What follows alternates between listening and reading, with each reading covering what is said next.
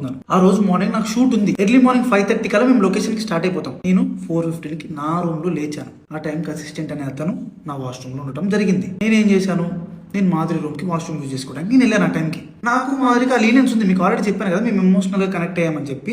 నాకు మాధురికి ఆ లీనియన్స్ ఉంది కాబట్టి నేను ఆ రూమ్కి వెళ్ళి డోర్ నాక్ చేశాను. ఆమె రూమ్ డోర్ ఓపెన్ చేసింది.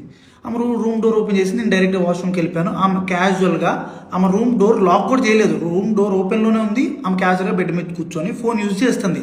అదే టైంకి మా వైఫ్ వాళ్ళకి ఎవరో రాంగ్ గైడెన్స్ ఇచ్చారు, ఎవరో అనుమానాస్పదంగా ఏదో చెప్పారు.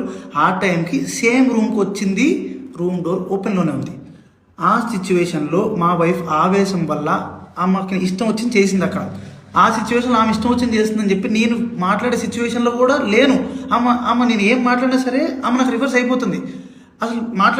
అసలు స్కోప్ కూడా ఇవ్వట్లేదు, మాట్లాడే గ్యాప్ కూడా ఇవ్వట్లేదు. ఆమె ఆవేశంలో ఏదేదో చేస్తుంది. ఆమె వెనకున్న రకరకాల వీడియోలు తీస్తున్నారు, రకరకాల బూతులు. మా వైఫ్కి ప్రీవియస్గానే నా మీద చాలా అనుమానం ఉంది. అక్కడికి వచ్చే టైంకి ఆ సిచ్యువేషన్లో ఇదంతా చూసేటప్పటికి ఆమె అనుమానం నిజమైంది అని ఆమె అనుకుంది. ఈలోపు ఆ వెనకున్న వ్యక్తులు ఎవరైతే ఉన్నారో ఆ విషయాలని అతను ఎవరో నాకు కూడా తెలియదు. వెనకున్న వ్యక్తులు అసభ్యకరంగా మాట్లాడటం నేను అప్పటికే ఆమెకు చెప్తున్నాను.